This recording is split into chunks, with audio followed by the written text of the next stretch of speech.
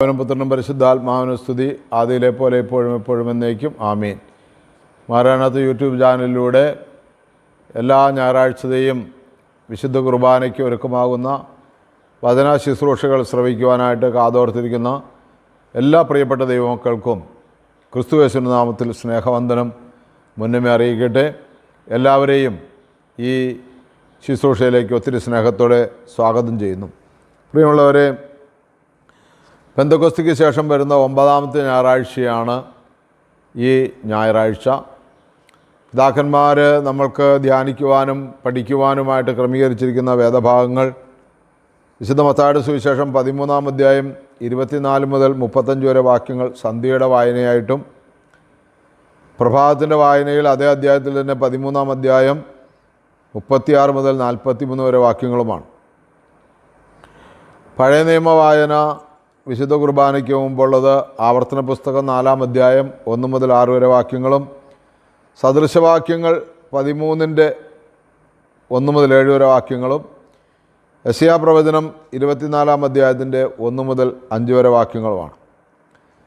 വിശുദ്ധ കുർബാനയുടെ ലേഖനങ്ങൾ പൊതുവിനെഴുതിയത് അപ്പോസ്തലപ്രവൃത്തി 28-ന്റെ 11 മുതൽ 22 വരെയും 1 കൊരിന്ത്യർ 6-ന്റെ 1 മുതൽ 11 വരെയുമാണ്. വിശുദ്ധ കുർബാനയുടെ എവൻഗേലിയോൻ സുവിശേഷ ഭാഗം വിശുദ്ധ ലൂക്കോസ് 14-ന്റെ 7 മുതൽ 11 വരെ വാക്യങ്ങളാണ്. പ്രിയമുള്ളവരെ, ഈ വചനങ്ങളൊക്കെയും നിങ്ങൾ ഒന്ന് കുറിച്ചെടുത്ത്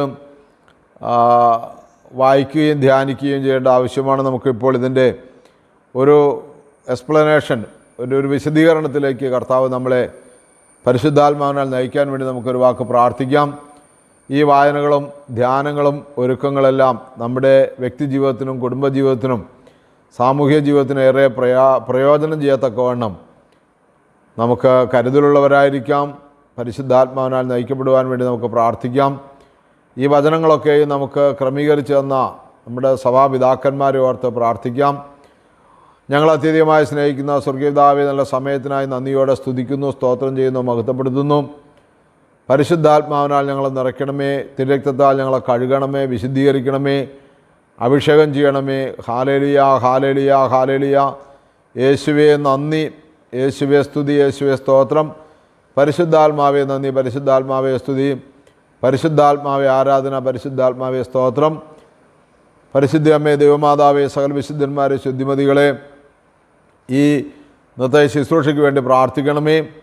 അദ്രം തുറക്കുമ്പോൾ ഇതിൻ്റെ യഥാർത്ഥ വ്യാഖ്യാനവും യഥാർത്ഥമായ അറിവും ഞങ്ങൾക്ക് ലഭിക്കേണ്ടതിന് പരിശുദ്ധാത്മാവെല്ലാം ക്രമീകരിച്ച് കിട്ടുന്നതിന് പ്രാർത്ഥിക്കണമേ. പിതാവിൻ്റെയും പുത്രൻ്റെയും പരിശുദ്ധാത്മാവിൻ്റെയും നാമത്തിൽ തന്നെ ആമേൻ. ഹാലേലുയ. പ്രിയമുള്ളവരെ, വിശുദ്ധ മത്തായിയുടെ സുവിശേഷം 13-ാം അധ്യായം 24 മുതൽ 43 വരെ വാക്യങ്ങളാണ് പഴയ സന്ധ്യാവായനയിലും പ്രഭാതത്തിൻ്റെ വായനയിലുമായിട്ട് ക്രമീകരിക്കപ്പെട്ടുള്ളത്. ഇതിൻ്റെ പ്രത്യേകത ഒരേ സുവിശേഷം, ഒരേ അധ്യായം, തുടർന്നുള്ള വാക്യങ്ങളാണ്. 2 പ്രാവശ്യമായിട്ടാണ് വായിക്കുന്നതെങ്കിലും ഒരേ അധ്യായത്തിൽ നിന്നാണ് എന്നുള്ളതാണ് അതിൻ്റെ പ്രത്യേകത. അതുകൊണ്ട് നമുക്കത് എളുപ്പമുണ്ട്. അതിങ്ങനെ നമുക്ക് 4 ഭാഗമായിട്ടാണ് അത് ക്രമീകരിച്ചിരിക്കുന്നത്. 1 കളകളുടെ ഉപമ യേശു പറയുന്നതാണ്. 2 കടുകുമണിയുടെ ഉപമ. 3 പുളിമാവിൻ്റെ ഉപമ. 4-മത് ഈ കളകളുടെ ഉപമയുടെ ഒരു വിശദീകരണം, ഒരു വ്യാഖ്യാനമുണ്ട്.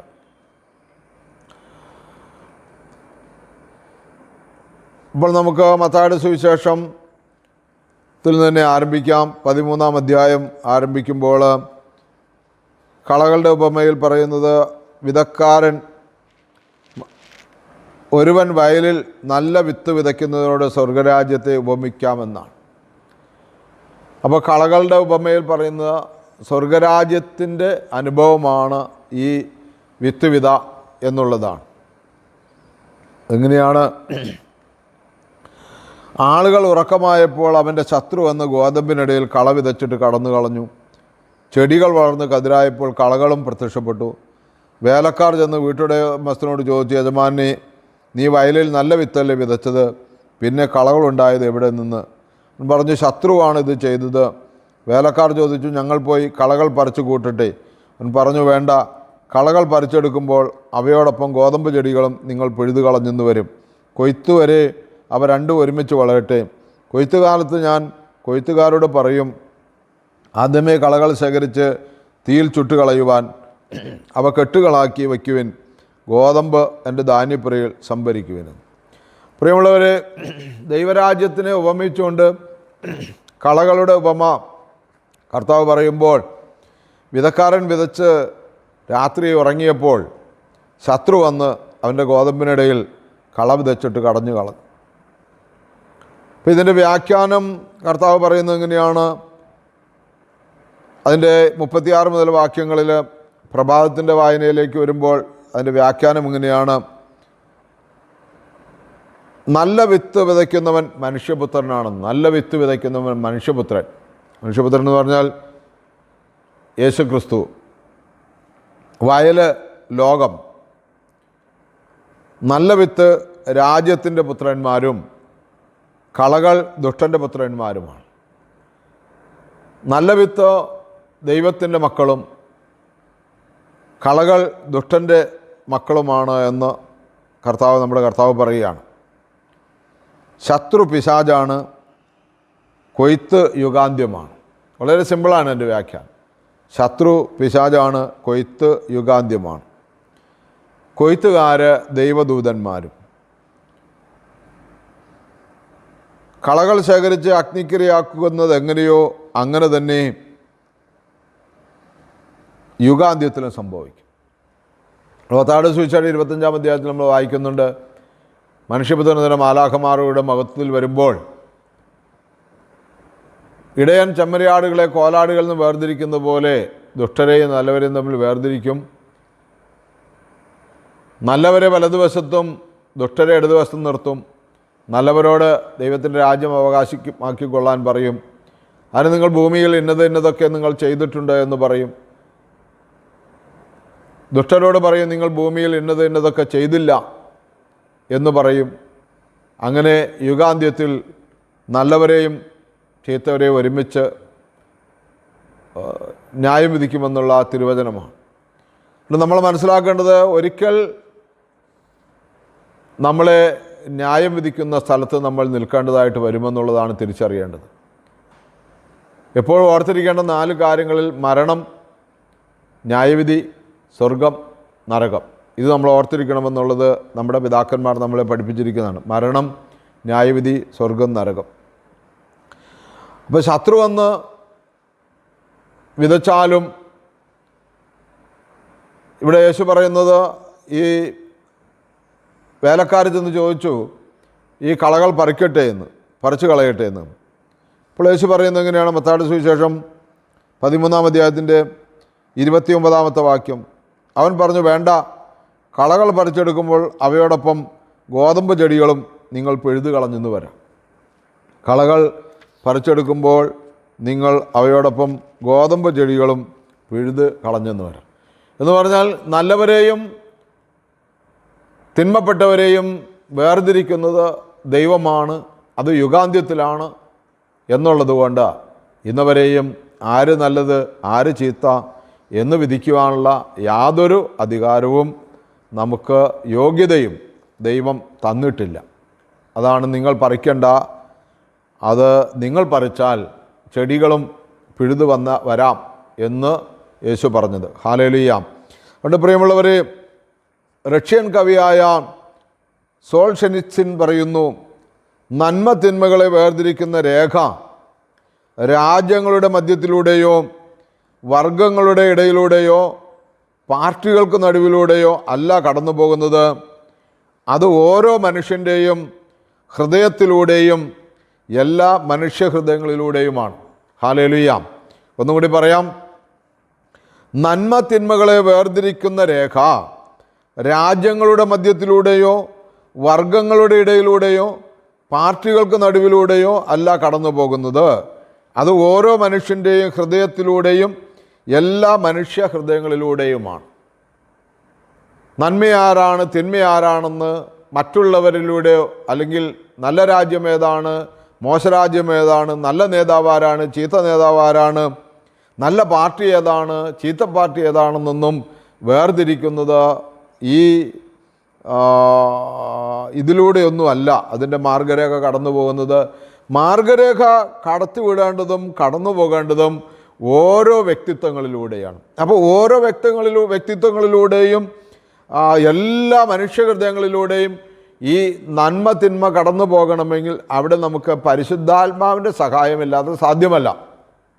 അതുകൊണ്ട് നമുക്ക് പ്രിയമുള്ളവരെ ഈ ഭാഗത്തു നിന്ന് നമുക്ക് ദൈവസന്നിധിയിൽ നമ്മളെ സമർപ്പിക്കാം. പരിശുദ്ധാത്മാവിൻ്റെ സഹായത്താൽ ദൈവമേ ഞങ്ങളിലുള്ള നന്മ തിന്മകളെ തിരിച്ചറിഞ്ഞ് ക്രിസ്തുവിനോട് കൂടെ അവൻ്റെ വലത്തുഭാഗത്ത് നിൽക്കുവാൻ ഞങ്ങൾക്ക് കൃപ നൽകണമേ എന്ന് പ്രാർത്ഥിക്കാം. മറ്റൊന്ന് കടുകുമണിയുടെ ഉപമയാണ് അവിടെ പറഞ്ഞിരിക്കുന്നത്. വളരെ വ്യക്തമായി പറഞ്ഞിരിക്കുന്നത് ഒരു ചെറിയ വൃക്ഷമാണത്, ഒരു വിത്താണ്, ചെറിയൊരു വിത്താണ്. പക്ഷേ ആ വിത്ത് വളർന്നു കഴിയുമ്പോൾ അത് മറ്റു ചെടികളേക്കാൾ വലുതായി ആകാശപ്പറവകൾ വന്ന് അതിൻ്റെ ശിഖരങ്ങളിൽ ചേക്കേറാൻ തക്കവിധം മരമായി തീരുന്നു. പിന്നെ മറ്റൊരു ഉപമ അവൻ അവരോട് അരുളി ചെയ്തു, 3 ഇടങ്ങഴി മാവിൽ അത് പുളിക്കുവോളം ഒരു സ്ത്രീ ചേർത്ത പുളിപ്പിന് സദൃശ്യമാണ്. ഇവിടെ കടുകുമണിയെ ഉദ്ദേശിക്കുമ്പോൾ ഇവിടെ ഒരു വിശുദ്ധനായൊരു വൈദികൻ ഇങ്ങനെ പറയുന്നത് ഞാൻ വായിക്കുവാനിടയായി. യേശുവിനെ കുറിച്ചാണ് പറയുന്നത്. കാലിത്തൊഴുത്തിലെ ഒരു ശിശു, മലമ്പ്രദേശങ്ങളിലെ ഗുരു, പാർക്കാനിടമില്ലാത്ത സഞ്ചാരി, അന്നന്നത്തെ അപ്പത്തിനായി കൂലിപ്പണിയെടുത്ത തൊഴിലാളി, ലജ്ജാകരമായി കൊടുമ്പാതകിയെപ്പോലെ കുരിശിൽ വധിക്കപ്പെട്ട ഒരുത്തൻ, ശൂന്യമായ കല്ലറ, 12 ശിഷ്യന്മാർ. ഇത്തരത്തിലാണ് ക്രിസ്തു ധർമ്മം ആരംഭിച്ചത്. ഇന്നത് എത്തി നിൽക്കുന്നതോ? പ്രിയമുള്ളവരെ, വലിയ വടവൃക്ഷങ്ങളൊന്നുമല്ല, വലിയ പ്രാഗൽഭ്യങ്ങളൊന്നുമില്ല. നമ്മൾ യെശയ്യാപ്രവാചകൻ്റെ പുസ്തകം 55-ാമത്തെ അധ്യായം വായിക്കുമ്പോൾ അത് വളരെ വ്യക്തമായി അവിടെ പറയുന്നുണ്ട്. യെശയ്യാപ്രവചനം 53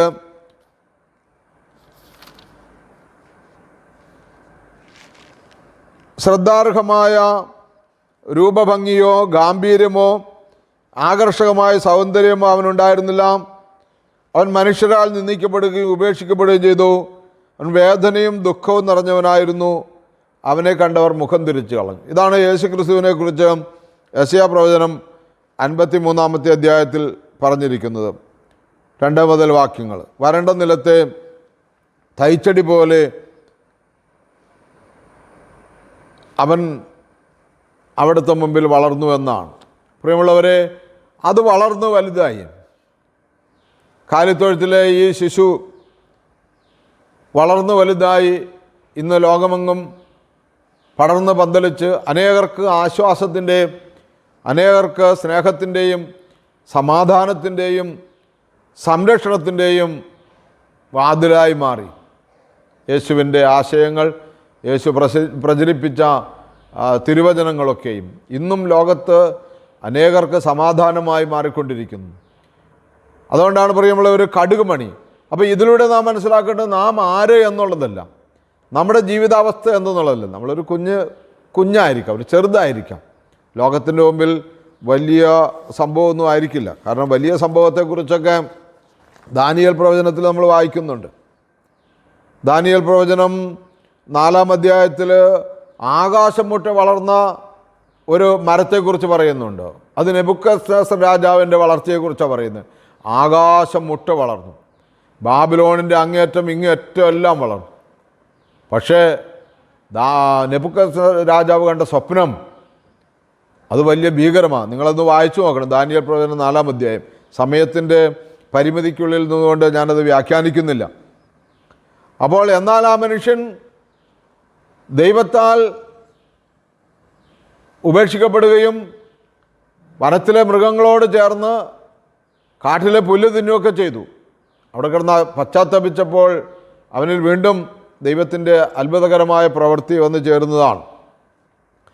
അതുപോലെ നമ്മൾ എസെക്കിയേൽ പ്രവചനം വായിക്കുമ്പോഴും അതിൻ്റെ 17-ാം അധ്യായം 22 മുതൽ 24 വരെ വായിക്കുമ്പോഴും ദൈവമായ കർത്താവ് അരുളി ചെയ്യുന്നു, ഉയരമുള്ള ദേവദാരുവിൻ്റെ മുകളിൽ നിന്നൊരു കൊമ്പെടുത്ത് ഞാൻ നടും, അതിൻ്റെ ഇളം ചില്ലകളിൽ ഏറ്റവും മുകളിലുള്ളതെടുത്ത് ഉന്നതമായ പർവ്വതശൃംഗത്തിൽ നട്ടുപിടിപ്പിക്കും. ഇസ്രായേലിലെ പർവ്വതശൃംഗത്തിൽ തന്നെ ഞാനത് നടും. അത് ശാഖകൾ വീശി ഫലങ്ങൾ പുറപ്പെടുവിക്കുകയും ഒരു വലിയ ദേവദാരുവായി തീരുകയും ചെയ്യും. എല്ലാത്തരം മൃഗങ്ങളും അതിൻ്റെ കീഴിൽ വസിക്കും. അതിൻ്റെ കൊമ്പുകളുടെ തണലിൽ പറവകൾ കൂടുകൂട്ടും.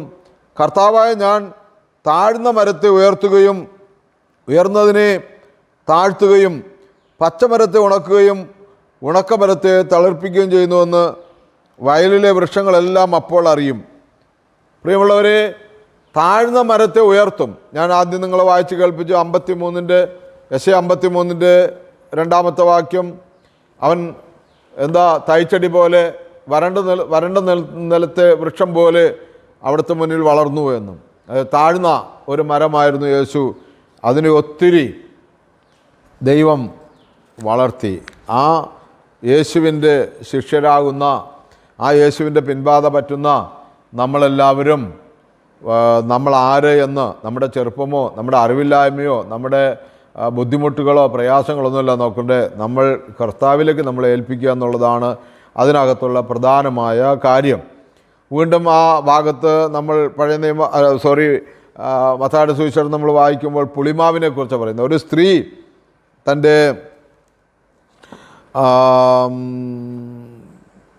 മാവെടുത്ത് പുളിപ്പ് ചേർത്തതിന് തുല്യമെന്നാണ് പറയുന്നത്. 3 പറ മാവെന്ന് പറയുന്നത്. 3 അളവ് മാവ്.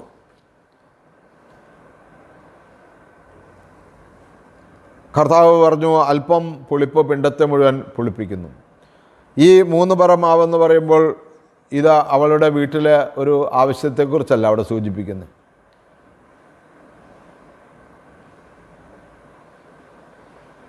നല്ലൊരു പങ്ക് ആളുകൾക്ക് കഴിക്കാനുള്ള അപ്പം ഉണ്ടാക്കാനുള്ള മാവുണ്ടല്ലോ, അത് അല്പം പുളിപ്പ് മതി എന്നാണ് പറഞ്ഞു. അപ്പോൾ ലോകത്തെ മുഴുവൻ പുളിപ്പിക്കുവാൻ, ലോകത്തെ മുഴുവൻ സന്തോഷത്തിലേക്ക് നയിക്കുവാൻ, ലോകത്തെ മുഴുവൻ വിശപ്പകറ്റാൻ സ്ത്രീയുടെ പങ്കും പ്രധാനപ്പെട്ടതാണെന്ന് പരിശുദ്ധാത്മാവ് നമ്മുടെ കർത്താവിലൂടെ സംസാരിക്കുകയാണ്. സ്ത്രീയുടെ ഈ മാവിൻ്റെ ഉപമയിലൂടെ ആ 3 അളവ് മാവ് പുളിക്കുവോളം ചേർത്ത് വച്ചു, ആ പുളിപ്പ് പോലെയാണ് എന്ന് പറയുമ്പോൾ ഇവിടെ സ്ത്രീകൾക്കും അതിൻ്റെ ഉത്തരവാദിത്വമുണ്ട്. ദൈവരാജ്യത്തിൻ്റെ പ്രേക്ഷിതരായി മാറാനെന്നുള്ളതും കൂടി നമ്മൾ വിസ്മരിക്കരുത്. ദൈവരാജ്യത്തിൻ്റെ പ്രേക്ഷിതരായി നമ്മൾ മാറാൻ ദൈവത്തോട് പ്രാർത്ഥിക്കാം. ആരെങ്കിലും സ്ത്രീകളായിട്ടുള്ള സഹോദരിമാരെ ദൈവം തൻ്റെ ശുശ്രൂഷയ്ക്ക് വേർതിരിച്ചിട്ടുണ്ടെങ്കിൽ ധൈര്യപൂർവ്വം അവർ മുന്നോട്ട് പോകണം. ദൈവത്തിൻ്റെ വചനം അവർക്കതിനുള്ള അധികാരവും അംഗീകാരവും നൽകിയിട്ടുണ്ടെന്നുള്ള ഓർമ്മ അവരുടെ ജീവിതത്തിലുണ്ടായിരിക്കണം. പ്രിയമുള്ളവരെ, നമ്മൾ പെട്ടെന്ന് തന്നെ പഴയ നിയമത്തിലേക്ക് കടക്കുകയാണ്. അത് ആവർത്തന പുസ്തകം 4-ാം അധ്യായത്തിൻ്റെ 1 മുതൽ 6 വരെ വാക്യങ്ങളാണ്. അത് വളരെ വ്യക്തമായിട്ട് പറയുന്നത്, കുറച്ച് വചനമേ ഉള്ളുവെങ്കിലും അത് ദൈവത്തിൻ്റെ കൽപ്പനകൾ അനുസരിക്കണമെന്നാണ് പറയുന്നത്. ദൈവത്തിൻ്റെ കൽപ്പനകൾ അനുസരിച്ച് ജീവിക്കണം, ഇല്ലെങ്കിൽ ബാൽപെയോറിൻ്റെ അനുഭവം ഉണ്ടാകുമെന്നാണ് പറയുന്നത്. കർത്താവ് ബാൽപെയോർ നിമിത്തം ചെയ്തതെന്ന് നിങ്ങളുടെ കണ്ണുകൾ കണ്ടതാണല്ലോ. ബാൽപെയോറിനെ പിന്തുടർന്നവരെല്ലാം നിങ്ങളുടെ ദൈവമായ കർത്താവ് നിങ്ങളുടെ ഇടയിൽ നിന്ന് നശിപ്പിച്ചു കളഞ്ഞു. എൻ്റെ പ്രിയമുള്ളവരെ, ഇങ്ങനെയാണ് കർത്താവ് പറയുന്നത്, നിങ്ങൾ ചെന്ന് നിങ്ങളുടെ പിതാക്കന്മാരുടെ ദൈവമായ കർത്താവ് തരുന്ന ദേശം കൈവശമാക്കേണ്ടതിനും ഞാനിപ്പോൾ പഠിപ്പിക്കുന്ന ചട്ടങ്ങളും കൽപ്പനകളും അനുസരിക്കുവിൻ. ഞാൻ നൽകുന്ന കൽപ്പനകളോട് ഒന്നും കൂട്ടിച്ചേർക്കുകയോ അതിൽ നിന്ന് എന്തെങ്കിലും എടുത്തു കളയുകയോ അരുത്. ഞാൻ നിങ്ങളെ അറിയിക്കുന്ന നിങ്ങളുടെ ദൈവമായ കർത്താവിൻ്റെ കൽപ്പനകൾ അനുസരിക്കുവിൻ. പ്രിയമുള്ളവരെ, ഇത് ബാൽപെയോറിൻ്റെ അനുഭവം ഉണ്ടാകുമെന്ന് പറയുമ്പോൾ ഈ ബാൽപെയോർ ആരാണെന്നും എന്താണ് അതിൻ്റെ അനുഭവമെന്നും കൂടി പഠിക്കേണ്ടത് നല്ലതാണ്. അവിടെ നമുക്ക് ബാൽപെയോർ എങ്ങനെയാണെന്നും അതെന്താണെന്നുള്ളത് പഠിക്കണമെങ്കിൽ സംഖ്യാപുസ്തകം 25-ാം അധ്യായം വായിക്കണം.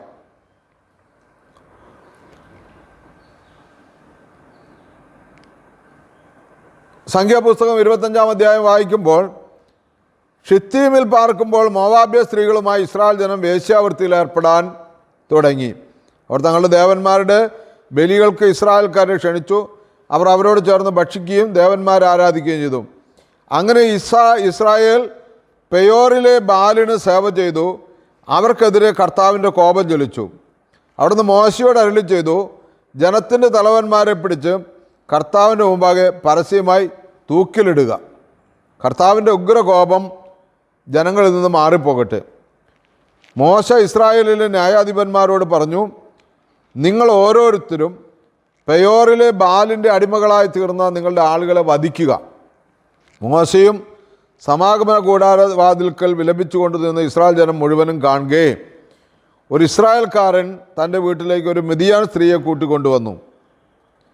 പുരോഹിതനായ അഹ്റോൻ്റെ പുത്രനായ എലെയാസാറിൻ്റെ പുത്രൻ ഫിനെഹാസ് ഇത് കണ്ട് എഴുന്നേറ്റ് ഒരു കുന്തവും എടുത്തുകൊണ്ട് സമൂഹത്തിൽ നിന്ന് പുറത്തുപോയി ആ ഇസ്രായേലിൻ്റെ പുറകെ അവൻ അകത്ത് ചെന്ന് അവരിരുവരുടെയും ഇസ്രായേലിൻ്റെയും സ്ത്രീയുടെയും ഉദരം തുളഞ്ഞു കടക്കും വിധം കുത്തി.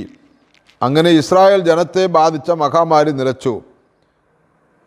മഹാമാരി കൊണ്ട് മരണമടഞ്ഞവർ 24,000 പേരാണ്. കർത്താവ് മോശയോട് അരുളി ചെയ്തു, പുരോഹിതനായ അഹ്റോൻ്റെ പുത്രനായ എലിയാസാറിൻ്റെ മകൻ ഫിനെഹാസ് ഇസ്രായേൽ ജനത്തിൻ്റെ ഇടയിൽ എൻ്റെ തീക്ഷ്ണതയ്ക്കൊത്തവണ്ണം പ്രവർത്തിച്ചു. എൻ്റെ ക്രോധം അവരിൽ നിന്ന് അകറ്റിയിരിക്കുന്നു. അതിനാൽ കോപം ജ്വലിച്ച് ഞാൻ അവരെ സംഹരിച്ചില്ല. ആകയാൽ അവനുമായി ഞാൻ സമാധാനത്തിൻ്റെ ഉടമ്പടി സ്ഥാപിക്കുന്നു. അത് അവനും അവനുശേഷം അവൻ്റെ സന്തതികൾക്കും നിത്യപൗരോഹിത്യത്തിൻ്റെ ഉടമ്പടിയായിരിക്കും. കാരണം അവൻ തൻ്റെ ദൈവത്തിനു വേണ്ടി തീക്ഷ്ണത കാണിക്കുകയും ഇസ്രായേൽ ജനത്തിനു വേണ്ടി പ്രായശ്ചിത്തം അനുഷ്ഠിക്കുകയും ചെയ്തു.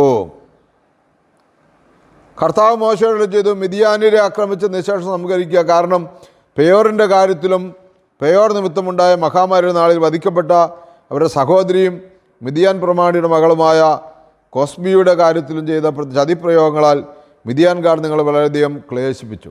പ്രിയമുള്ളവരെ, ഇസ്രായേൽ ജനത്തെ സത്യത്തിൽ ചതിയിൽപ്പെടുത്തിയെന്നാണ് അന്യദൈവ ആരാധനയിലൂടെ ഇവിടെ പറയുന്നത്. അപ്പോൾ അതുകൊണ്ട് ആ ചതിയന്മാരെയെല്ലാം, അല്ലെങ്കിൽ ഇത്രയും ധീരത പാപമാണ് ചെയ്യുന്നതെന്ന് അറിഞ്ഞിട്ടും ഇസ്രായേലിലെ നേതാക്കന്മാരെയെല്ലാം വിളിച്ചു കൊണ്ടുവന്ന് സമൂഹ മധ്യത്തിൽ കെട്ടിത്തൂക്കുക എന്ന കൽപ്പന മോശയിലൂടെ ദൈവം അറിയിക്കുന്ന സമയത്തും അങ്ങനെ തന്നെ അത് സംഭവിച്ചുകൊണ്ടിരിക്കുമ്പോൾ പോലും ഒരു ഇസ്രായേൽക്കാരൻ ഒരു അന്യ സ്ത്രീയുമായിട്ട് ധൈര്യപൂർവ്വം അതിലെ കടന്നു വന്നു എന്നുള്ളതാണ്. പ്രിയമുള്ളവരെ, ഇതിലൂടെ മനസ്സിലാക്കേണ്ടതെന്താ? നാം എത്രമാത്രം ദൈവകൽപ്പനകൾ ഈ ഭൂമിയിൽ വിളംബരം ചെയ്തിട്ടും എത്രമാത്രം ദൈവത്തെ അറിഞ്ഞ് ജീവിക്കണമെന്ന് മനസ്സിലാക്കിയിട്ടും ഭയപ്പെടുത്തുന്ന രീതിയിലുള്ള ശിക്ഷണങ്ങളും ശാസനങ്ങളും നേതൃത്വ നിരയിലുള്ളവർ പോലും സ്വീകരിക്കേണ്ടതായി വന്നിട്ടും, ഞാൻ ഇന്നത്തെ കാലഘട്ടത്തിലെ കാര്യം പറയുന്നത്, സ്വീകരിക്കേണ്ടതായിട്ട് വന്നിട്ടും അവിടെ ധൈര്യപൂർവം ഒരുത്തൻ പിന്നെയും ആ മദ്യത്തിലൂടെ പാപത്തിൻ്റെ വഴി വെട്ടി തുറക്കുകയാണ്. അപ്പോൾ അവിടെ ഒരു ദൈവമകൻ ഫിനെഹാസ് എന്ന് പറയുന്നവൻ, അവൻ ആ പാപത്തെ നിർമ്മാർജ്ജന ഇല്ലായ്മ ചെയ്തു. അവനുമായി ദൈവം ഉടമ്പടി സ്ഥാപിക്കുന്നു എന്നാണ് മോശയോട് ദൈവം പറഞ്ഞത്. അവൻ്റെ പൗരോഹിത്യം നിത്യപൗരോഹിത്യമാണ്. അപ്പോൾ ഈ നിത്യപൗരോഹിത്യമാണെന്ന് പറയുമ്പോൾ ആ പൗരോഹിത്യത്തിലേക്ക് അത് യേശുക്രിസ്തുവിലേക്ക് എത്തിക്കുകയാണ്. അത് ഇന്നത്തെ അധികാര നേതൃത്വത്തിനുള്ള താക്കീതാണ്. അതുകൊണ്ട് പ്രിയമുള്ളവരെ, വളരെ സൂക്ഷിച്ച് ജീവിക്കേണ്ട ഒരു ജീവിതമാണ്. അതുപോലെ തന്നെ സംഖ്യാപുസ്തകം രണ്ടാമത്തെ വായന സദൃശവാക്യങ്ങൾ 13-1 മുതൽ 7 വരെ വാക്യങ്ങളാണ്. സദൃശവാക്യങ്ങൾ 13-1 മുതൽ 7 വരെ വാക്യങ്ങൾ. നമ്മളത് വളരെ ഒരു ഉപദേശമാണ്. ശലോമോൻ്റെ സദൃശവാക്യങ്ങൾ എന്നാണ് പറയുന്നത്. അത് പെട്ടെന്ന് ഓടിച്ച് ഇങ്ങനെ നമുക്ക് വായിച്ചു പോരാം. വിവേകമുള്ള മകൻ പിതാവിൻ്റെ ഉപദേശം കേൾക്കുന്നു, പരിഹാസകൻ ശാസനം അവഗണിക്കുന്നു. ഉത്തമനായ മനുഷ്യൻ്റെ വാക്കുകളുടെ സൽഫലം അനുഭവിക്കുന്നു. വഞ്ചകന്മാർ അക്രമമാണ് അഭിലഷിക്കുന്നത്. വാക്കുകളിൽ നിയന്ത്രണം പാലിക്കുന്നവൻ തൻ്റെ ജീവൻ സുരക്ഷിതമാക്കുന്നു.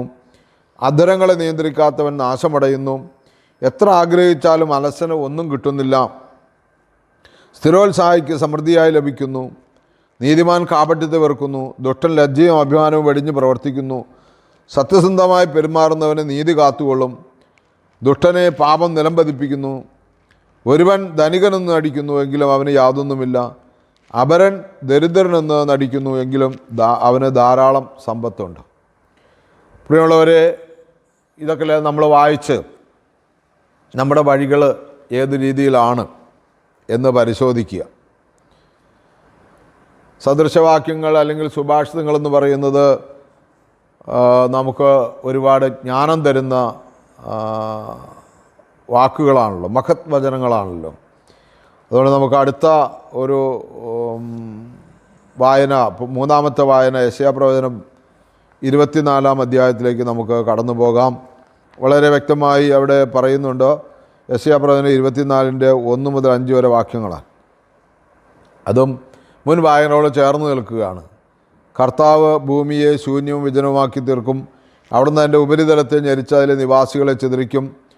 ജനത്തിനും പുരോഹിതനും അടിമയ്ക്കും യജമാനനും ദാസിക്കും സാമിനിക്കും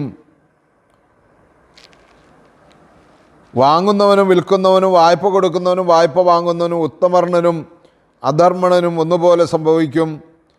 ഭൂമി തീർത്തും ശൂന്യമാകും, പൂർണ്ണമായി കൊള്ളയടിക്കപ്പെടും. കർത്താവിൻ്റെതാണ് ഈ വചനം. ഭൂമി ദുഃഖിച്ച് ക്ഷയിച്ചു പോകുന്നു, ലോകമാകെ വാടിക്കൊഴിയുന്നു. ആകാശം ഭൂമിയോടൊപ്പം വാടിപ്പോകുന്നു. ഭൂമി അതിലെ നിവാസികൾ നിമിത്തം അശുദ്ധമായി തീർന്നിരിക്കുന്നു. അവർ നിയമം ലംഘിക്കുകയും കൽപ്പനകളിൽ നിന്ന് വ്യതിചലിക്കുകയും അങ്ങനെ ശാശ്വതമായ ഉടമ്പടിക്ക് ഭംഗം വരുത്തുകയും ചെയ്തിരിക്കുന്നു. ഭൂമിയുടെ മേൽ വിധിയുണ്ടെന്ന് പറയുകയാണ്. ഇത് നമുക്ക് ഈ ലോകത്തിൻ്റെ അന്ത്യത്തെ കുറിക്കുന്ന ഒരു ഭാഗമായിട്ട് നമുക്ക് കാണാനായിട്ട് കഴിയും. പത്രോസിലെ പറയുന്നുണ്ടല്ലോ, ആകാശം കൊടുമുഴക്കത്തോടെ ഒഴിഞ്ഞു പോകുകയും ഭൂമിയിലെ മൂലപദാർത്ഥങ്ങളെല്ലാം കത്തിച്ചാമ്പലാകുകയും ചെയ്യുന്ന ചൂള പോലെ കത്തുന്ന ഒരു ദിനം വരുമെന്ന് പറയുകയാണ്. അതുകൊണ്ട് ഭൂമി നമുക്ക് സ്വസ്ഥതയും സമാധാനവും തരുമെന്ന് വിചാരിച്ചുകൊണ്ട് തെറ്റുകളിൽ നിന്ന് തെറ്റുകളിലേക്ക് പോകേണ്ട മാനസാന്തരത്തിൻ്റെ ഒരു അനുഭവം നമ്മുടെ ജീവിതത്തിൽ ഉണ്ടാകാൻ വേണ്ടി കർത്താവ് ആഗ്രഹിക്കുന്നു എന്നുള്ളതാണ്. ഇത് നമ്മൾ വിശുദ്ധ കുർബാനയിലേക്ക് വന്നാൽ, കുർബാനയ്ക്ക് ഒരുക്കമായിട്ടുള്ള ലേഖന വായനയിൽ പൊതുവിനുള്ള ലേഖനം അപ്പോസ്തല പ്രവർത്തനം 28-ാം അധ്യായത്തിൻ്റെ 11 മുതൽ 22 വരെ വാക്യങ്ങൾ നമ്മൾ വായിക്കുമ്പോൾ ഇപ്രകാരമാണ് നമ്മൾ കാണുന്നത്. പൗലോസ് അപ്പോസ്തലൻ തൻ്റെ സുവിശേഷ പ്രവർത്തനത്തിൻ്റെ ഭാഗമായി സഞ്ചരിച്ച് പോകുമ്പോൾ അത് റോമായിൽ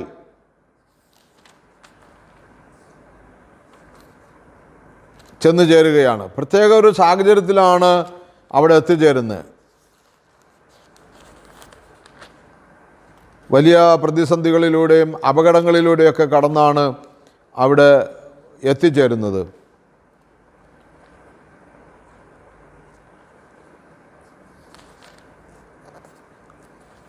അവിടെ എത്തിച്ചേരുമ്പോഴും ഇത്രയും പ്രയാസങ്ങളും ബുദ്ധിമുട്ടുകളൊക്കെ ഞങ്ങൾക്കുണ്ടായി എന്ന് വിചാരിച്ച് സുവിശേഷത്തിൽ നിന്ന് മാറിപ്പോവുകയല്ല. കിട്ടിയ സമയത്ത് കിട്ടിയ സ്ഥലത്ത് സുവിശേഷം പ്രഘോഷിക്കണമെന്നുള്ള ആഗ്രഹം രൂപപ്പെടുകയാണ്.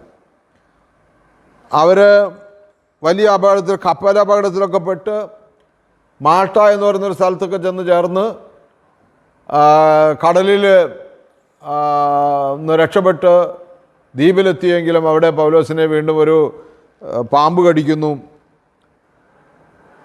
പിന്നെ അപ്പോൾ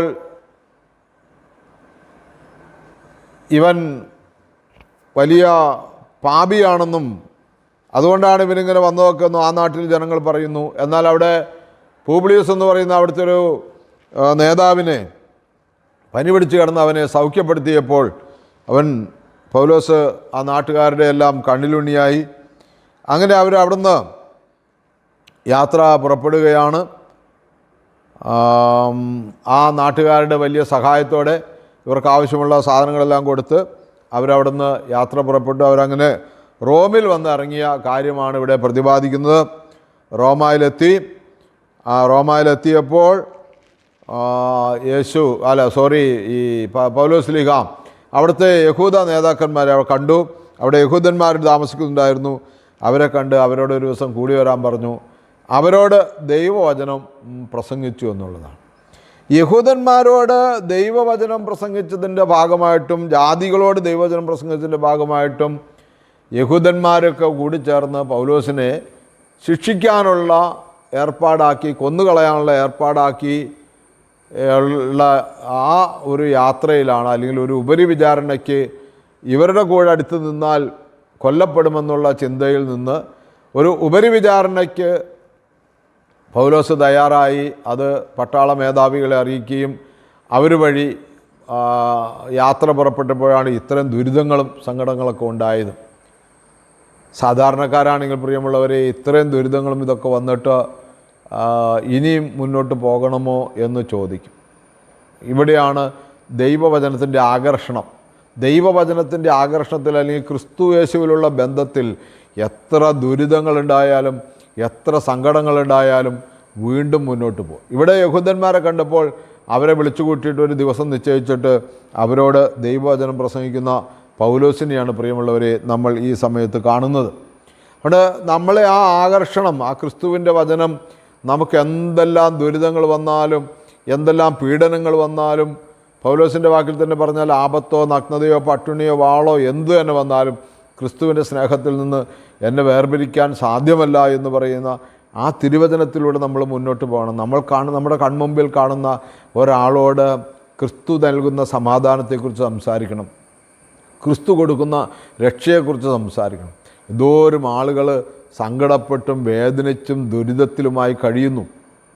ഒരു വാക്കെങ്കിലും ഒരു ആശ്വാസത്തിൻ്റെ പറയാൻ നമുക്കൊരു മനസമാധാനം ഈ ക്രിസ്തുവിലൂടെ നമ്മൾ നേടിയെടുക്കേണ്ടേ.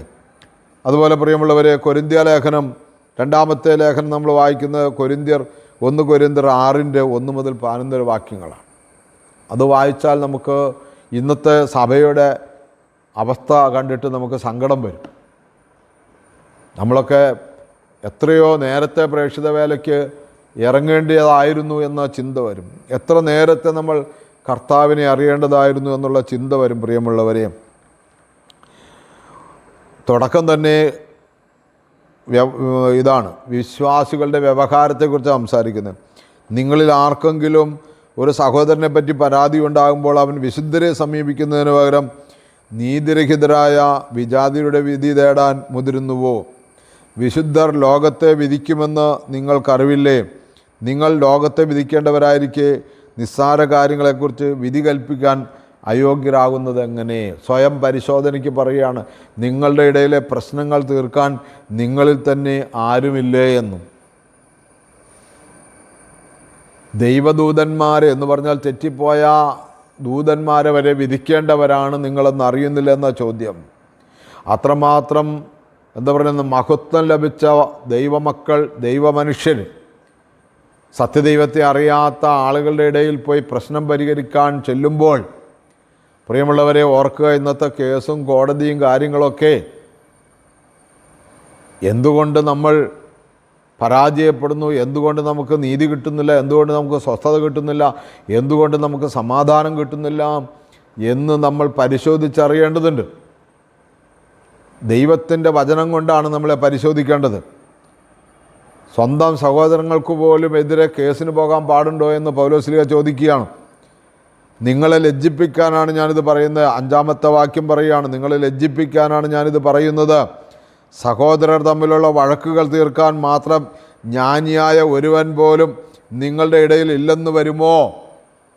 പ്രിയമുള്ളവരെ, സഹോദരങ്ങളുടെ ഇടയിലുള്ള വഴക്ക് തീർക്കാൻ ഒരു ജ്ഞാനി, എന്ത് ജ്ഞാനി? ലോകത്തെ വിട്ടവൻ, ലോകോപേക്ഷിച്ചവൻ, സമ്പത്തിനോട് താല്പര്യമില്ലാത്തവൻ, ലൗകിക സുഖങ്ങളോട് മോഹങ്ങളോട് താല്പര്യമില്ലാത്തവൻ,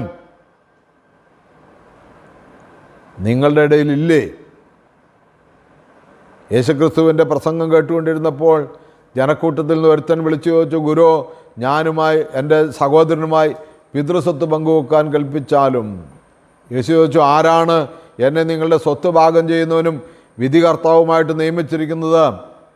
അവനെല്ലാവരോടുമായി പറഞ്ഞു, സകല ദ്രവ്യാഗ്രഹവും വിട്ട് ഒഴിഞ്ഞുകൊള്ളുക. എന്നിട്ടൊരു ഭോഷനായ ധനികൻ്റെ ഉപമയും പറഞ്ഞു. അതിൻ്റെ അവസാനം പറഞ്ഞു, ദൈവവിഷയമായി സമ്പന്നനാകാതെ തനിക്ക് വേണ്ടി സമ്പത്ത് ശേഖരിക്കുന്നവനും ഈ ഭോഷനായ ധനികനെ പോലെയാണ്. നിങ്ങളുടെ ഇടയിൽ പറ്റിയ ജ്ഞാനിയില്ലെന്ന് പൗലോസ്ലീഹ ചോദിക്കുകയാണ്. പ്രിയമുള്ളവരെ, നിങ്ങൾ തമ്മിൽ വ്യവഹാരങ്ങൾ ഉണ്ടാകുന്നത് എന്തു തന്നെയായാലും അത് നിങ്ങളുടെ പരാജയമാണെന്ന്. എന്തുകൊണ്ട് ദ്രോഹം നിങ്ങൾക്ക് ക്ഷമിച്ചുകൂടാ? വഞ്ചന സഹിച്ചുകൂടാ? നിങ്ങൾ തന്നെ സഹോദരനെ പോലും ദ്രോഹിക്കുകയും വഞ്ചിക്കുകയും ചെയ്യുന്നു. അനീതി പ്രവർത്തിക്കുന്നവർ ദൈവരാജ്യം അവകാശമാക്കുകയില്ല എന്ന് നിങ്ങൾ അറിയുന്നില്ലേ? നിങ്ങൾ വഞ്ചിതരാകരുത്. അസന്മാർഗീയങ്ങളും വിഗ്രഹാരാധകരും വ്യഭിചാരികളും സ്വവർഗഭോഗികളും കള്ളന്മാരും അത്യാഗ്രഹികളും മദ്യപന്മാരും പരദോഷകരും കവർച്ചക്കാരും ദൈവരാജ്യം അവകാശമാക്കുകയില്ല. അതുകൊണ്ട് ഓർത്തോളണം പ്രിയമുള്ളവരെ, ഓരോ നേതൃത്വത്തിലിരിക്കുന്നവർ ഓർക്കണം, ഇന്നത്തെ പ്രശ്നങ്ങളും ഇന്നത്തെ പ്രതിസന്ധികളും എന്തിൻ്റെ ഭാഗമാണ്, ഏതിൻ്റെ ഭാഗമാണ്? നമ്മുടെ കർത്താവിൻ്റെ രക്ഷകനുമായ യേശു ക്രിസ്തു എന്ന് പറയുന്നു. പുറജാതികളായിട്ടുള്ള സഹോദരങ്ങളെ പോലും ലജ്ജിച്ചു പോകത്തക്കവണ്ണമുള്ള പ്രവർത്തനങ്ങളും പ്രയാസം, വാക്കുകളും പ്രസംഗങ്ങളും തർക്കങ്ങളും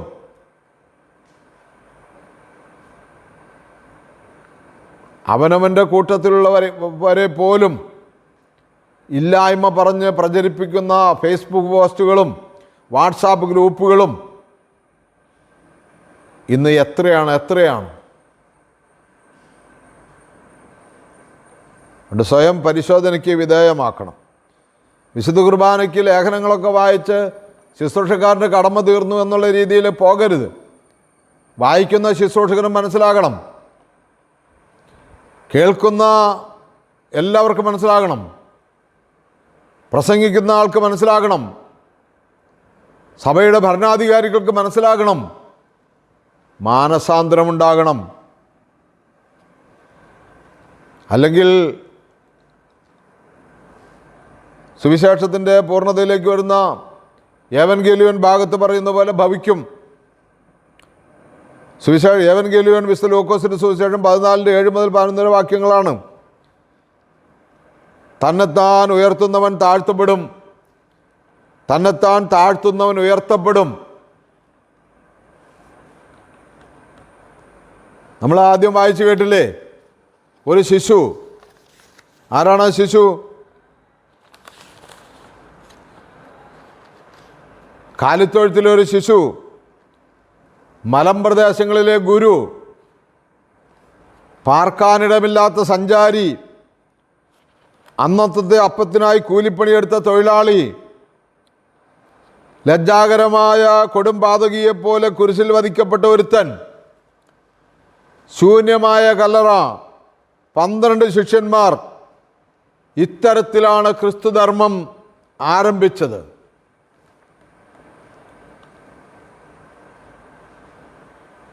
ഇത്രയും വലിയ ഒരു വടവൃക്ഷമായി അനേകർക്ക് ചേക്കേറാൻ തക്കവണ്ണം വിദ്യാഭ്യാസ മേഖലയിലും ഏത് മേഖലകളിലും ക്രിസ്ത്യാനിയുടെ സംഭാവനയില്ലാത്ത എവിടെയെങ്കിലും ഉണ്ടെന്നോ? ഇല്ല.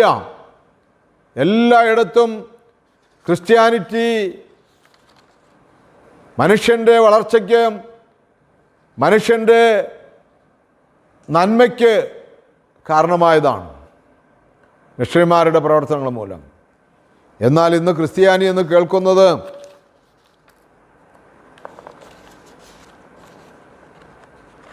ക്രിസ്തുവിന് പോലും സഹിക്കാൻ പറ്റാത്ത അവസ്ഥയിലാണ് കാര്യങ്ങൾ നിൽക്കുന്നതെങ്കിൽ പ്രിയമുള്ളവരെ ഓർക്കുക, തന്നെത്താൻ ഉയർത്തുന്നവൻ താഴ്ത്തപ്പെടും, തന്നെത്താൻ താഴ്ത്തുന്നവൻ ഉയർത്തപ്പെടും. സദൃശവാക്യങ്ങൾ 25-ാം അധ്യായത്തിൻ്റെ 6-7 വാക്യങ്ങൾ പറയുന്നു, രാജസന്നിധിയിൽ മുൻനിരയിൽ കയറി നിൽക്കുകയോ സമുന്നതരോടൊപ്പം സ്ഥാനം പിടിക്കുകയോ അരുത്. എന്തെന്നാൽ രാജസന്നിധിയിൽ വെച്ച് പുറകോട്ട് മാറ്റി നിർത്തപ്പെടുന്നതിനേക്കാൾ അഭികാമ്യം മുൻപോട്ട് കയറി വരിക എന്ന് ക്ഷണിക്കപ്പെടുന്നതാണ്. അതുകൊണ്ട് പ്രിയമുള്ളവരെ, ആര് മുമ്പിലാണ് എന്ന തർക്കങ്ങളും ബാലിശമായ ചിന്തകളെല്ലാം കയറി ഈ കാലിത്തൊഴുത്ത് നിങ്ങൾ നശിപ്പിക്കരുത് എന്നൊരു അപേക്ഷ നമ്മളെല്ലാവരും സ്വീകരിക്കേണ്ടത്. ഇല്ലെങ്കിൽ ലൂക്കോസിൻ്റെ സുവിശേഷം 11:43 പറയുന്നത്, പരിസയരെ നിങ്ങൾക്ക് ദുരിതം, എന്തെന്നാൽ നിങ്ങൾ സിനഗോഗുകളിൽ പ്രമുഖ സ്ഥാനവും പൊതുസ്ഥലങ്ങളിൽ അഭിവാദനവും അഭിലഷിക്കുന്നു. ദൈവരാജ്യത്തെയാണ് അഭിലഷിക്കേണ്ടത്. ദൈവരാജ്യത്തിൽ പ്രവേശിക്കേണ്ടതിൻ്റെ അത്യാവശ്യ കാര്യങ്ങളെക്കുറിച്ചാണ് ജനത്തെ പഠിപ്പിക്കേണ്ടത്. കർത്താവ് വീണ്ടും വരുമെന്നാണ് പഠിപ്പിക്കേണ്ടത്. ഭൂമിയിൽ ധനം സമ്പാദിച്ച് ആരെ കൊള്ള ചെയ്തും അതിനെ സൽക്കർമ്മങ്ങളിലൂടെയും വഴിപാടുകളിലൂടെയും നീതീകരിക്കാമെന്നല്ല പഠിപ്പിക്കേണ്ടത്. കുഞ്ഞുണ്ണി മാഷ് പറഞ്ഞതുപോലെ, വലിയൊരു കുന്നിൻ്റെ മുകളിലിരുന്നാൽ വലിയവനാകുകയില്ല. സ്വയം എളിമപ്പെടുകയും സ്വയം ദരിദ്രനായി തീരുകയും ചെയ്യുന്നു, അവനാണ് ക്രിസ്തുവിലൂടെ വളരുകയും ക്രിസ്തു സഭയെ മുന്നോട്ട് നയിക്കാനുള്ള അധികാരം ദൈവത്തിൽ നിന്ന് ലഭിക്കുകയും ചെയ്യുന്നത്. അതുകൊണ്ട് വിശുദ്ധ ലൂക്കോസിൻ്റെ സുവിശേഷം 20:46 വാക്യം എങ്ങനെ വായിക്കുന്നു, നിയമജ്ഞരെ സൂക്ഷിച്ചുകൊള്ളുവിൻ, അവർ നീണ്ട മേലങ്കികൾ ധരിച്ചു നടക്കാനും പൊതുസ്ഥലങ്ങളിൽ അഭിവാദനങ്ങളും സിനഗോഗുകളിൽ പ്രമുഖ സ്ഥാനങ്ങളും വിരുന്നുകളിൽ പ്രഥമ സ്ഥാനവും ആഗ്രഹിക്കുന്നു. അവരെ സൂക്ഷിക്കണമെന്നാണ് പറയുന്നത്. ഇത്തരം കാര്യങ്ങളിൽ നീണ്ട മേലങ്കികൾ ധരിച്ച് നടക്കാനും പൊതുസ്ഥലങ്ങളിൽ അഭിവാദനങ്ങളും സിനഗോഗുകളിൽ പ്രമുഖ സ്ഥാനങ്ങളും വിരുന്നുകളിൽ അഗ്രാസനങ്ങളും അല്ലെങ്കിൽ പ്രഥമ സ്ഥാനവും, പ്രധാന സ്ഥാനം എന്നൊക്കെ അർത്ഥം വരുമല്ലോ, അത് ആഗ്രഹിച്ച് നടക്കുന്നവരെ സൂക്ഷിച്ചു കൊള്ളണം. അവരുടെ പുറകെയല്ല പോകേണ്ടത്, ക്രിസ്തുവിൻ്റെ പുറകെ പോകണം എന്ന് സുവിശേഷം പറയുകയാണ്. അപ്പോൾ പ്രിയമുള്ളവരെ, നിർത്തട്ടെ. ഇവിടെ നമ്മൾ ധ്യാനിച്ചു കടുകുമണിയുടെ ഉപമയിലൂടെ, പുളിമാവിൻ്റെ ഉപമയിലൂടെ, നിയമാവർത്തന പുസ്തകത്തിലൂടെ, സദൃശവാക്യങ്ങളിലൂടെ, യെശയ്യാപ്രവാചകന്റെ പുസ്തകത്തിലൂടെയൊക്കെ നമ്മൾ വായിച്ചു. കാലിത്തൊഴുത്തിലെ ക്രിസ്തു ആ കടുകുമണിയാണ്. ആ കടുകുമണി ഇന്നും അനേകർക്ക് സമാധാനത്തിൽ വസിക്കാൻ, അനേകർക്ക് രക്ഷയുടെ അനുഭവത്തിൽ വസിക്കുവാനുള്ള ഒരു വലിയ വൃക്ഷമായി ലോകത്ത് നിൽക്കുന്നു. നമുക്ക് അനേകരെ ആ വൃക്ഷത്തിലേക്ക് അടുപ്പിക്കുവാൻ കടപ്പാടുണ്ട് പ്രിയമുള്ളവരെ. ഇല്ലെങ്കിൽ നമ്മൾ പഴയ നിയമ വായനയിലൂടെ കേട്ട കാര്യങ്ങളൊക്കെ നമ്മൾ മനസ്സിലാക്കണം. അനുസരിക്കുന്നില്ലെങ്കിൽ വാളുണ്ട് എന്ന് മനസ്സിലാക്കണം. വിശുദ്ധ കുർബാനയുടെ ലേഖനങ്ങളിലൊക്കെ നമ്മൾ വായിച്ചു കേട്ടു, പൗലോസ് അപ്പോസ്തലൻ എന്ത് ത്യാഗം സഹിച്ചും കിട്ടുന്നവർക്കൊക്കെയും കണ്ടവരോടൊക്കെയും ഈ കടുകുമണിയെക്കുറിച്ച് സംസാരിച്ചു, യേശു ക്രിസ്തുവിനെക്കുറിച്ച് സംസാരിച്ചു.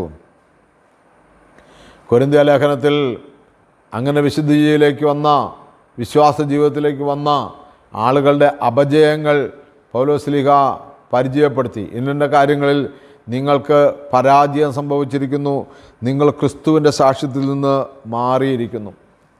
എവൻഗേലിയോയിൽ നമ്മൾ വായിച്ചു കേട്ടു, ക്രിസ്തു സാക്ഷ്യത്തിൽ നിന്ന് മാറാതിരിക്കണമെങ്കിൽ ചെറിയവനാകണം, എളിയവനാകണം. അത് വിരുന്ന് സൽക്കാരത്തിലൂടെയും ഒക്കെ നമ്മളെ പറഞ്ഞു കേൾപ്പിച്ചു. മുഖ്യാസനങ്ങൾ തിരഞ്ഞെടുക്കരുത്, വിരുന്നിന് ക്ഷണിച്ചാൽ ഏറ്റവും പുറകിൽ പോയിരിക്കണം, അവൻ നിന്നെ മുൻപ് കയറ്റി ഇരുത്തിയെങ്കിൽ മാത്രമേ ഇരിക്കാവൂ.